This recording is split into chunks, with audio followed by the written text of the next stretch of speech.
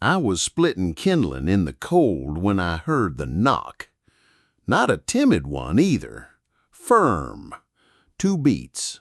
Then nothing. No one ever came this far up Dead Horse Ridge unless they meant to. Not this time of year. Snow still clung to the shaded parts of the trail, and the mountain cougars were hungry. I laid the axe down slow, wiped my hands on my coat, and opened the door. She couldn't have been more than 9. Dirty face, freckled cheeks, a threadbare dress that looked like it once belonged to someone's older sister. Her boots were too big, held on with twine. In her arms, swaddled in a crusty feed sack, was a baby boy. "I'm sorry," she said, voice steady, "but we can't go back." I stared, not at her first, but the baby. His face was purple from cold, cheeks sunken. His eyes opened just a little, but he didn't make a sound. "You lost?" I asked, already knowing the answer.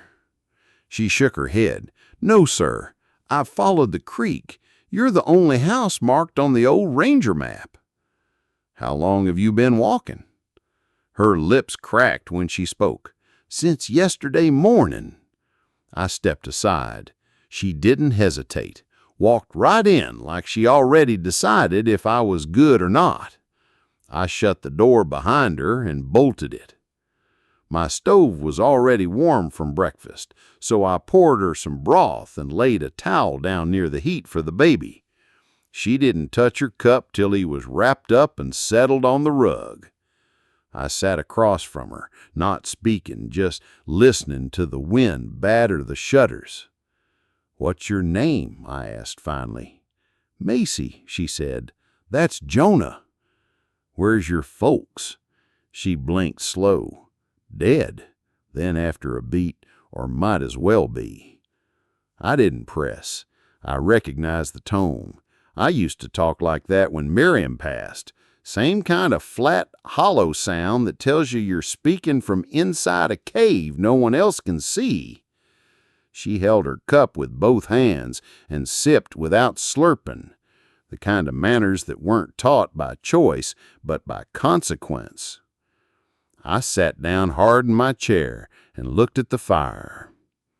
"You in trouble, Macy?" "Yes, sir." "Man trouble?" She looked at Jonah. "He said if I ran he'd find us, that he always does." My throat felt like it had grown a pine cone. I got up without a word and added a chunk of oak to the stove.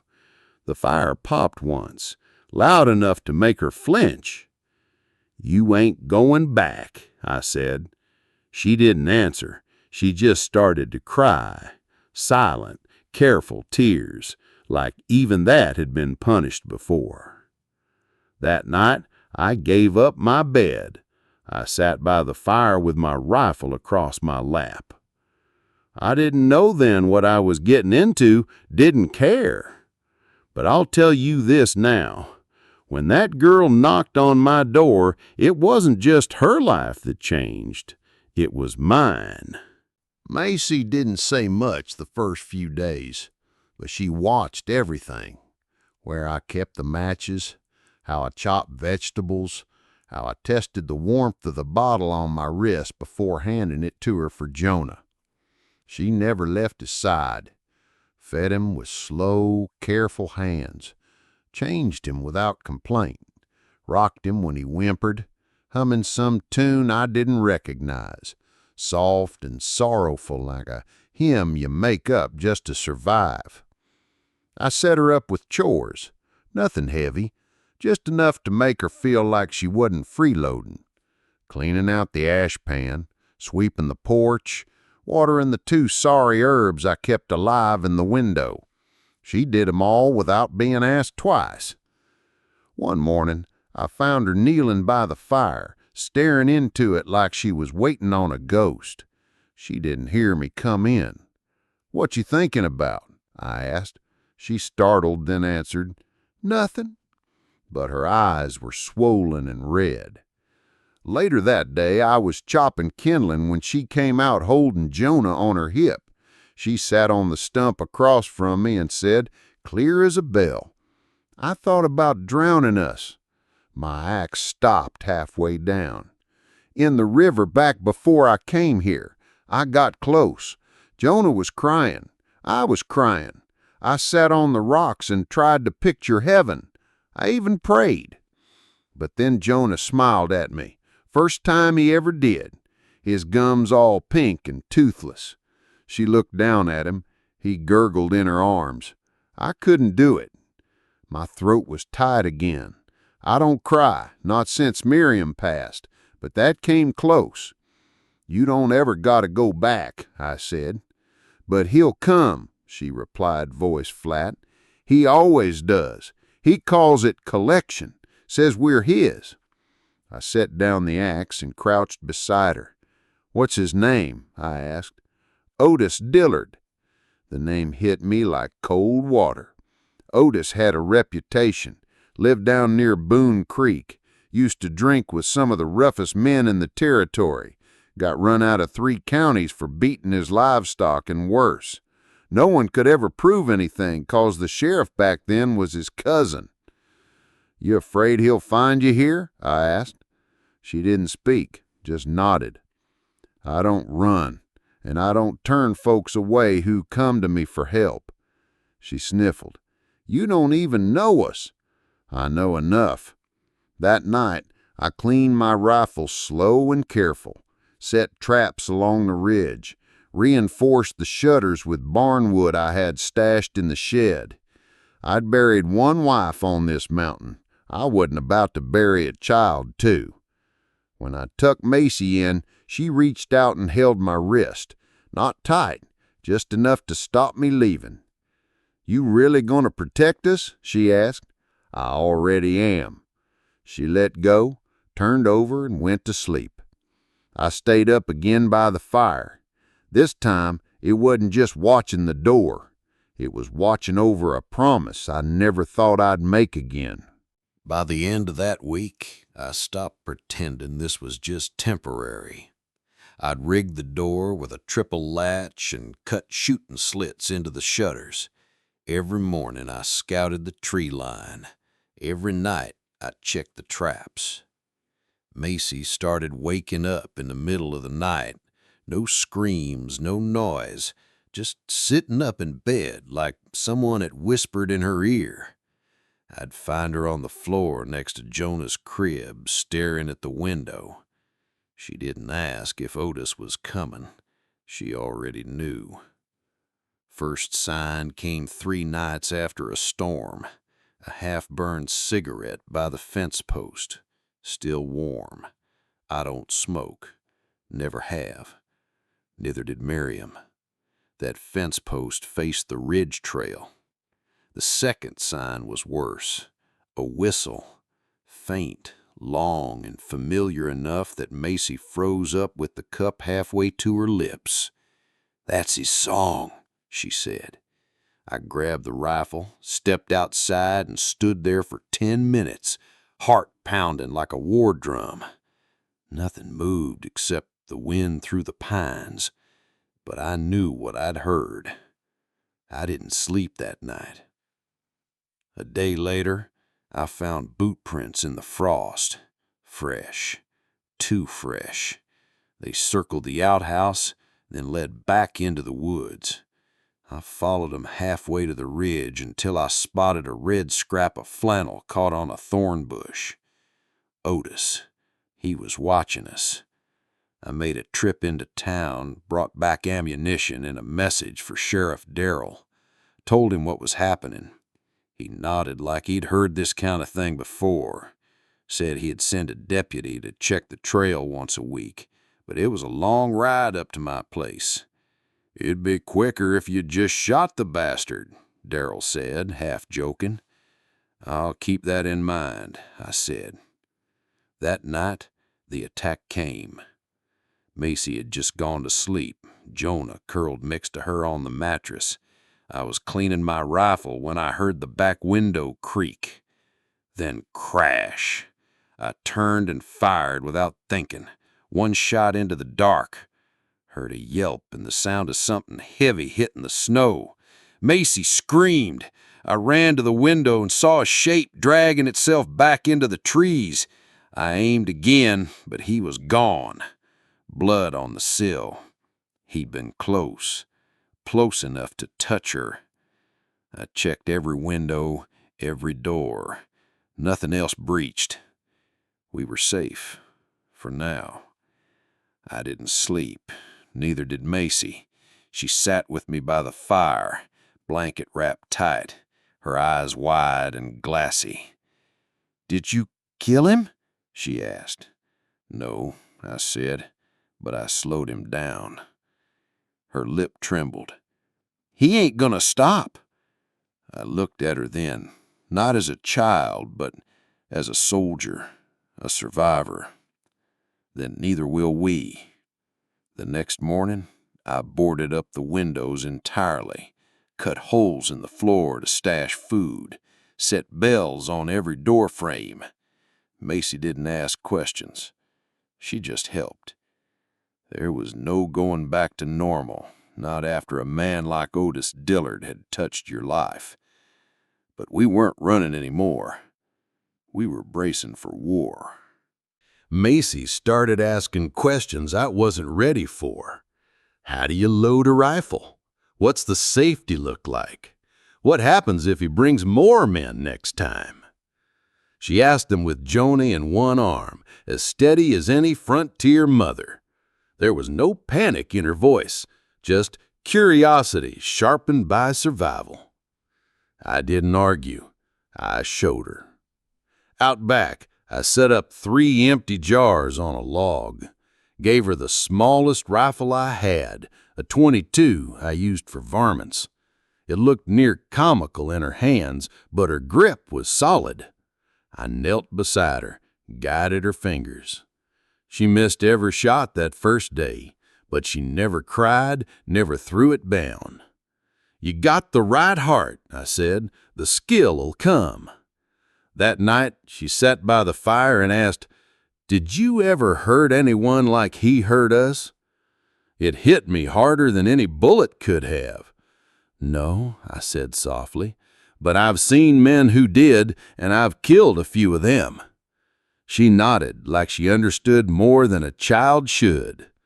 Then she told me about Otis, how he'd make her sing for him when he was drunk, how he'd smile like a father, then whip her for breathing too loud, how he'd called Jonah the little mistake and threatened to feed him to the hogs when he cried at night. I gripped my knees to keep from shaking. She went on like she had to get it out before it rotted her insides. He'd say sorry after, she whispered. He'd bring me a peach or a comb or say he was practicing being better. But then he'd do it again, worse. I looked her dead in the eye. "That ain't sorry, that's sickness." She was quiet a moment and then said, "I used to think I was broken." "You're not, he is." She reached into her pocket and pulled out a silver button. She tore this off Ma's dress the night she died.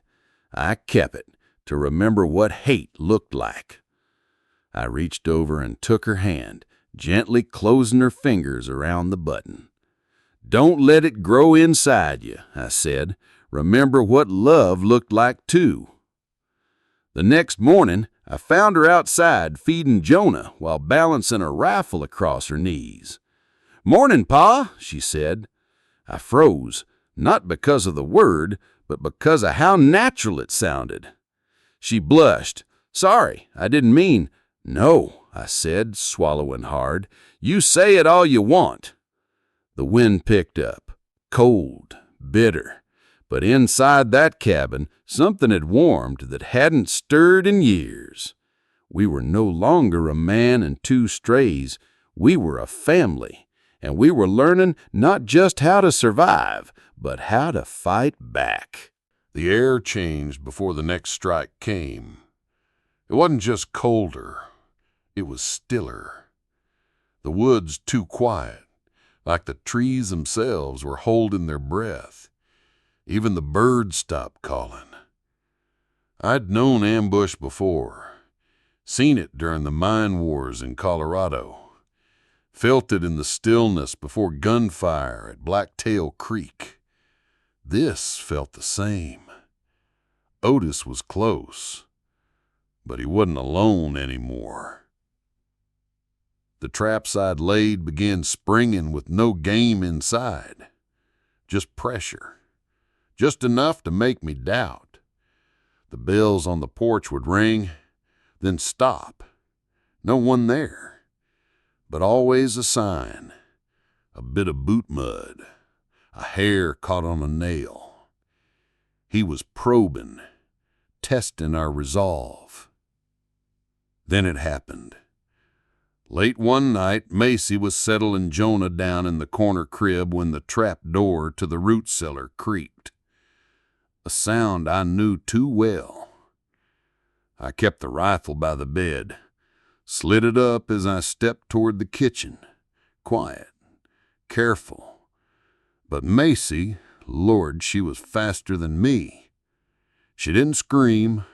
She didn't cry. She took the fire poker from the hearth and stood at the edge of the trap door. A head rose, then shoulders. A man, thin, greasy, younger than Otis, but not by much. He had a blade between his teeth and cruelty in his eyes. He didn't even make it halfway out before Macy swung. The poker cracked across his temple with a sickening thud. He fell backward, thrashed once, and stopped moving. Jonah started crying. Macy just stared down at the body like she'd dropped a sack of flour. I got to her and pulled her back. She looked up at me with wide, wet eyes. "I didn't mean to," she whispered. I couldn't let him near us." I knelt beside her. "You did right. You protected your brother. That's what matters." We waited until morning. Then we dragged the body out to the tree line and buried him beneath the frost. No prayers, no marker. Just a cold hole and colder memories. In his coat pocket, I found something that chilled me more than the body itself. A folded map of the ridge, my cabin circled in red, coordinates written in Otis's handwriting. He was planning this. This wasn't some drunk wandering up for trouble. This was military. He was hunting us with strategy, with help. Macy stared at the map.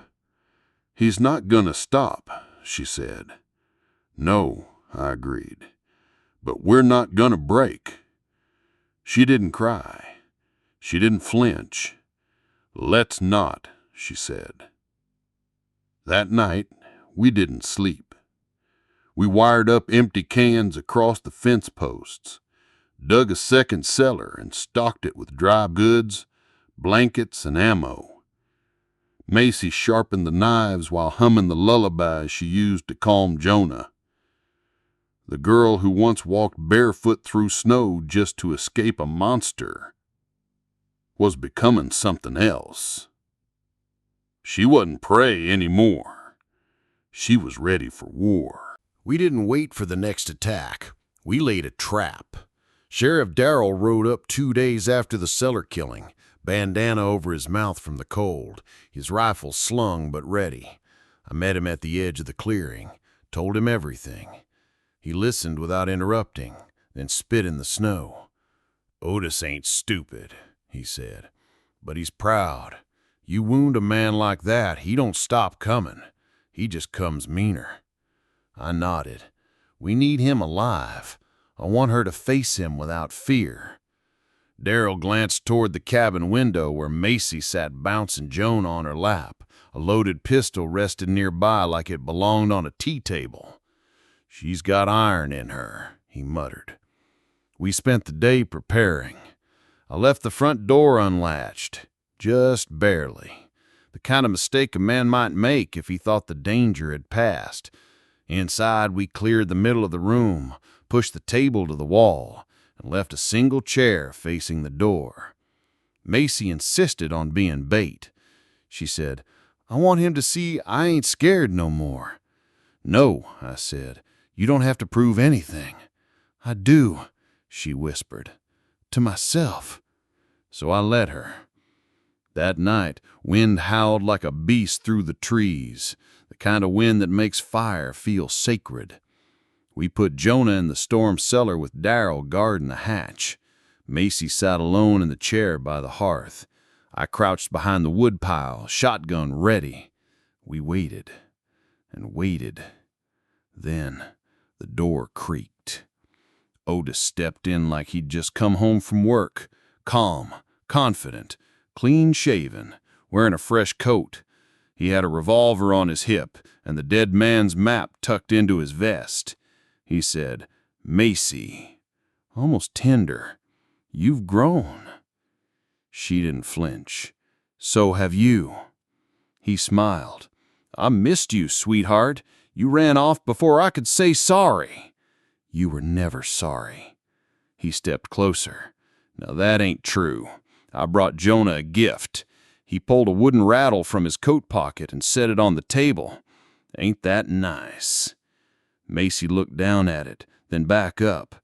Her voice didn't shake. "You're nothing." That broke his calm. His mouth twisted. "You little—" Before he could finish, Darrell burst from the cellar, rifle aimed. I stepped out from cover. "Drop it, Otis." He reached for his gun. Macy stood up slowly. "I said you're nothing." He froze. Her voice carried more weight than any weapon. He looked at her, really looked, and for the first time, I saw something break in him. Not fear, not remorse, recognition.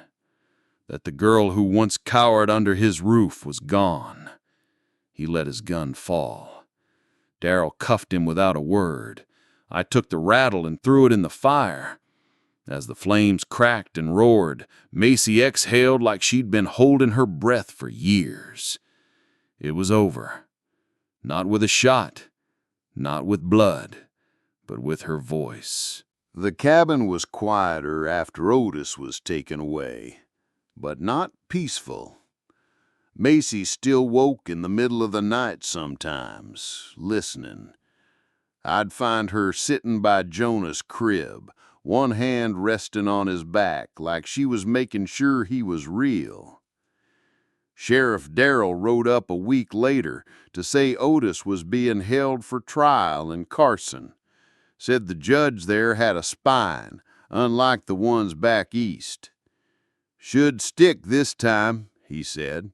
"Man like that don't belong outside a cell." Macy didn't smile, didn't cheer, just nodded. I asked her how she was feeling. She took her time before answering. "Strange," she said. "Like I'm not scared anymore, but I don't know how to live without being scared." I understood that. Miriam's death did the same thing to me. Grief isn't just sadness, it's habit. It carves you out and leaves a shape behind. That evening we sat on the porch together, a warm blanket wrapped around both of us. Jonah cooed in her arms, chubby and soft now from regular feedings. She asked me, "Do you think people like Otis can ever change?" I thought about it, long and hard. "No," I said, "but people like you can." She looked down at Jonah. "I just don't want him to grow up with hate. I don't want to become like that." I looked her dead in the eyes. "You won't," I said. "You protect. That's what makes the difference." Her lip quivered, and then she leaned her head against my shoulder. "Do you really think we'll be okay?" I put my arm around her. We already are. Spring came slow that year, the kind that crept up on you one green bud at a time. We started planting together, tomatoes, beans, carrots. Macy took pride in it, talked to the seedlings like they were children. She'd say, "You grow up strong now," and I couldn't tell if she was speaking to the plant or herself. We built a better crib for Jonah. She painted it blue with leftover barn paint, called it the ship, said it would carry him through childhood, safe and dry. Sometimes, when the sun hit just right, she'd laugh. Not the polite kind, the real kind, loud, joyful. And once, just once, she said it again. "Pa, I was carving a spoon and I damn near cut my thumb off." I asked her, "You sure about that?" She nodded. "You kept us alive. You kept me sane. You didn't run." I didn't say anything, just reached out and squeezed her hand. The past was still there, always would be, but it wasn't a prison anymore. It was just part of the story. And here in this little cabin on the ridge, we were writing a better one. Spring brought birdsong and meltwater. The snow retreated from the hills, and for a few short weeks it almost felt like the world had forgiven us. Then the letter came. Sheriff Darrell rode up fast, his mare lathered and anxious. He didn't dismount, just handed me the envelope with shaken hands. Otis had escaped. Broke loose on the transfer to Carson, killed one deputy, took his horse, gone before sunup. Macy stood behind me. I could hear her breath catch before I turned. She didn't cry, she didn't scream. "Then we finish it," she said. This time, we weren't waiting. We prepped the cabin like a fortress, reinforced every door with crossbars, dug a trench along the north wall and filled it with broken glass and grease, rigged bear traps under leaf piles. Sheriff Darrell promised help, but we knew Otis wouldn't wait long. Macy sharpened the blades with a calm that made me ache. She tucked one in her boot, another under the cradle. Her hands didn't shake. On the second night, we heard it. Gunfire. Far off, echoing up the ridge. Then a scream, a man's. Then silence. I took position by the south window. Macy went to the cellar with Jonah and bolted the door from the inside, same as we'd practiced. Then came the knock. Not timid, not hesitant. Same knock I'd heard months ago from a little girl on a snowy morning. Only now it was death knocking back. I didn't answer. The door burst open. Otis charged in with another man beside him, younger, mean-eyed, and jumpy. The accomplice went straight for the cellar hatch. I fired. He dropped, hard, hit the floorboards like a felled deer. Otis turned toward me, eyes red-shot and burning. "You think you can keep what's mine?" he roared. "She was never yours," I said, stepping forward. "Neither was he." He raised his revolver. I fired first, caught him in the shoulder. He spun, slammed into the wall. Then I heard the hatch burst open below. Otis, bleeding but moving, dove toward it. Macy met him on the stairs. She didn't hesitate. The knife found its mark, buried in his thigh. He screamed, grabbed her by the hair, then froze. The barrel of a pistol pressed into his chin. She was staring him dead in the eyes. "You taught me fear," she said, but I learned strength somewhere else. Otis broke then. Not from pain, but from knowing he'd lost. We didn't kill him. We tied him up, dragged him out, and rode him to Darrell at dawn. This time, shackled and gagged, guarded by 6 armed men, Otis Dillard went to trial and stayed gone. Weeks passed. Macy barely spoke of it again, but I saw her walk taller, heard her laugh more, watched her teach Jonah to stand. One evening, we walked the ridge, watching the sunset pour gold over the valley. "You scared?" I asked her. She looked at the boy toddling beside her, clumsy and bright-eyed. "Not anymore," she said, "because now I know what I am." "What's that?" She smiled. "Free." I didn't speak, just held her hand. Some fires burn hot and die, but others burn slow, steady, and forever.